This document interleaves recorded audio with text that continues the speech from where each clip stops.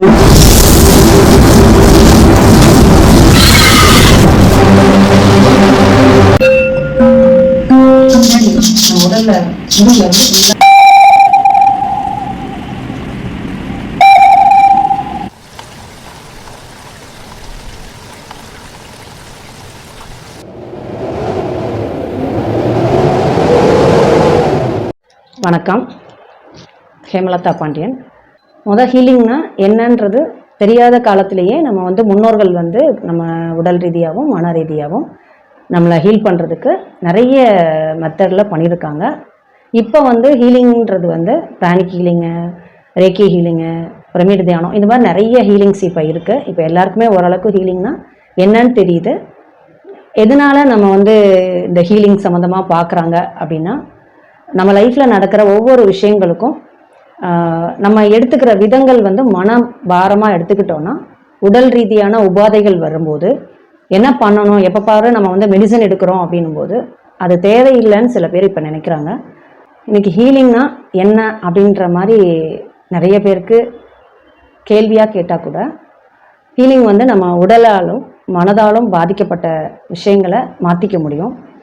தவம், இப்போ ஆன்மீகத்துறையில் தவம் பண்ணுறாங்க அப்படின்னு ஒரு அமைதி நிலை நமக்கே, நம்ம உள்ள என்ன நடக்குது, நம்மளோட எண்ணங்கள் செயல்கள் எல்லாமே பார்த்திங்கன்னா நம்ம ஒன்று நினச்சிட்டே இருப்போம், அது செய்ய முடியாமல் அதனால சில உபாதைகள் நம்ம வார்த்தைகளாக இருக்கட்டும், நம்ம பேசுகிற விதங்களாக இருக்கட்டும், நம்ம பழகிற விதங்களாக இருக்கட்டும், எல்லாமே டிஸ்டர்ப் ஆகும்போது நம்மளை மீறி நம்ம கோபம் அதிகமாக படுறோம். இது எல்லாமே நம்ம ஒரு அமைதி, நமக்குள்ளேயே ஒரு அமைதி கிடைக்கிறதுக்கு ஹீலிங் பெரிய லெவலில் உங்களுக்கு சப்போர்ட் பண்ணும்.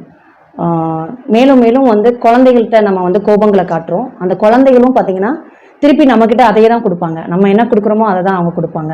இது ஹீலிங் படிச்சுட்டு உங்கள் குழந்தைகளுக்கும் நீங்களே ஒரு ஹீலிங் பண்ணிக்கலாம். ஜுரமாக இருக்கட்டும், கோல்டாக இருக்கட்டும், அவங்க நல்லா படிக்கலை அப்படின்னா கூட நீங்களே அந்த ஹீலிங்லாம் பண்ணிக்கலாம். இந்த ஹீலிங்கை படிச்சுக்கோங்க. நீங்கள் உங்கள் குழந்தைகளுக்கு கொடுக்கும்போது பெரிய லெவலில் உங்கள் ஃபேமிலி மொத்தமும் சந்தோஷமாக இருப்பாங்க. நேரில் பார்க்கணுன்னு நினைக்கிறீங்க அப்படின்னா சாய் ஹீலிங் சென்டர் இங்கே மொக்கப்பேரில் இருக்குது. நீங்கள் அப்பாயின்மெண்ட் அந்த கீழேயே நம்பரு, உங்களுக்கு அட்ரஸ் எல்லாமே போடுவாங்க. அதை பார்த்துட்டு நீங்கள் அந்த காண்டாக்ட் பண்ணிங்கன்னா உங்களுக்கு அப்பாயின்மெண்ட் கொடுப்பாங்க. நீங்கள் நேரில் நீங்கள் பார்க்கலாம். நம்ம இப்போ அந்த காலத்தில் பார்க்குற வேலைகள் மாதிரி இப்போ நம்ம பார்க்குறது கிடையாது. இன்றைக்கி என்னென்னா, காலையில் எந்திக்கிறோமா, எவ்வளோ ஃபாஸ்ட்டாக ஓடிட்டுருக்கோம். நம்ம ஒரு செகண்டு ஒருத்தர்கிட்ட நின்று பேசுறதுக்கு டைம் கிடையாது. நம்ம பசங்க கிளம்புறியா அப்படின்னு ஓடிட்டு தான் கேட்குற மாதிரி இருக்குது. காலையில் எந்திரிச்சோன்னா ரன்னிங் ரேஸ் வெளியெல்லாம் போக வேண்டாம். நம்மளோட லைஃப் முறையில் எல்லாத்துலேயுமே சாப்பிட்றதா இருந்தால் கூட பார்த்திங்கன்னா ஓடிக்கிட்டே தான் சாப்பிட்றோம். எப்படி உள்ளே ஓடுதோ, எப்படி வாயில் சாப்பாடு வைக்கிறோமோ அதுவும் உள்ளே ஓடுது. அது ஃபாஸ்ட்டாக நிறுத்தி நிதானமாக நம்ம சாப்பிடக்கூட முடியல. அந்தளவுக்கு நம்மளோட வாழ்க்கை முறை மாறி போயிட்டுருக்கோம். இப்போ என்னோடய லைஃப்லேயே நிறைய விஷயங்கள் பார்த்திங்கன்னா இந்த ஹீலிங்க்கு வந்த பிறகு தான் என்னையே நான் ஒரு ஒரு விஷயமா என்னாலேயும் முடியும் அப்படின்ற விஷயங்களை நான் தெரிஞ்சுக்கிட்டேன். இன்றைக்கி நிறைய பேர் மற்றவங்க சொல்கிறதால நம்ம எதுக்கும் சரியில்லை போல் அப்படின்னு நினைக்கிறோம். இது நடக்கும், இது நடக்காதுன்னு குழப்பத்திலேயே இருக்கிறோம். குழப்பத்திலேயே இருக்கும்போது ஜெயிக்க முடியாது. நமக்கு என்ன விஷயம் அப்படின்னு வேணுன்றதை முதல் தெரிஞ்சுக்கணும். அந்த வேணுன்றதை தெரியறதுக்கே நம்ம ஒரு அமைதி நிலையில் இருந்தால் தான் அதை தெரிஞ்சுக்க முடியும். நீங்கள் முடிஞ்ச வரைக்கும் அமைதி நிலையில் இருக்கிறோம் அப்படின்றது நம்மளையே ஒரு நிமிஷம் செக் பண்ணி பாருங்கள். அப்படி பார்க்கும்போது நமக்கே தெரியும். நம்ம அப்படி யோசித்ததே கிடையாது. இந்த ஹீலிங் நிறைய சப்போர்ட் பண்ணுது. இப்போ நம்ம பசங்களுக்கு பார்த்திங்கன்னா ஒரு எக்ஸசைஸ், நம்ம முன்னெல்லாம் நிறைய விளையாடுவாங்க, ஆரோக்கியமாக இருந்தாங்க. மண்ணில் விளையாண்டாலும் சகதியில் விளையாண்டாலும் உண்மையிலே ஆரோக்கியமாக இருந்தாங்க. இன்றைக்கி பார்த்தா பொல்யூஷன் எதுலலாம் இருக்குன்ற கேட்டிங்கன்னா எதுவுமே சொல்ல முடியாது. எல்லாத்துலேயும் அதோட சேர்ந்து தான் நம்ம இருக்கிறோம். அப்போ பசங்களுக்கு நம்ம என்ன கொடுக்குறோம், இன்றைக்கி ஒரு கேமுன்னு சொன்னோன்னா வீடியோவில், ஃபோனில், அதில் தான் கொடுக்குறோம். அவங்க உடம்பு அதனால் எவ்வளோ பாதிக்குது.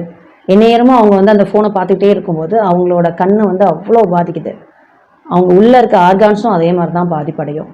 அப்போ நம்ம அவங்களுக்கு என்ன விஷயங்கள் கொடுக்கலாம், என்ன மாதிரி என்டர்டைமாக அவங்களுக்கு ஹாப்பினஸ்ஸை கொடுத்து அவங்களோட வாழ்க்கை முறையில் உணவாக இருக்கட்டும், நம்ம அவங்க கேமாக இருக்கட்டும், அவங்க படிப்பாக இருக்கட்டும், எல்லாமே இன்றைக்கி கரெக்டாக இதுதான் அப்படின்ற மாதிரி யாருக்குமே சொல்ல முடியல.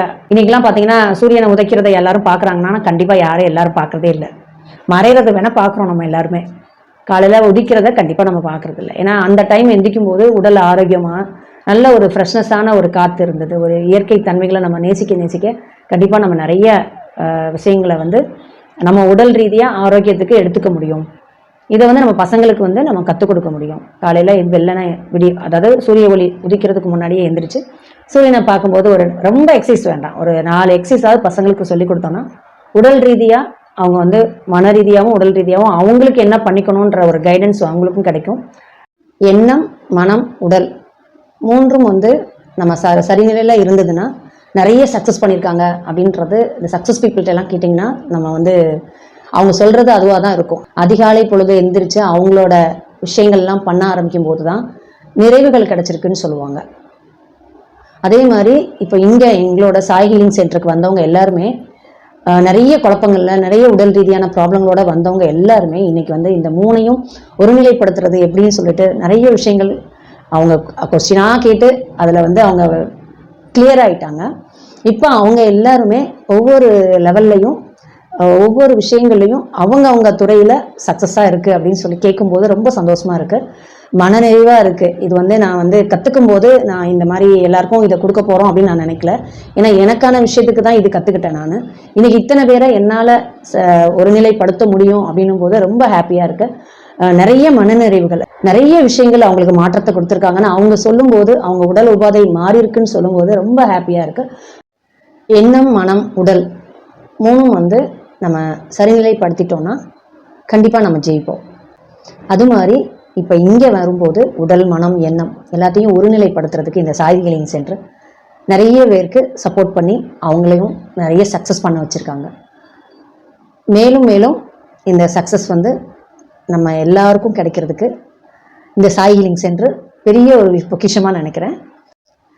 எண்ணம், மனம், உடல் சரிநிலைப்படுத்துவதற்கும் இந்த சாய் ஹீலிங் சென்டருக்கு எல்லோரும் வாங்க, நம்ம எல்லோரும் ஒன்றா பயணிக்கலாம். நம்ம இதுக்கப்புறம் அடுத்த வீடியோவில் சந்திக்கலாம். நன்றி.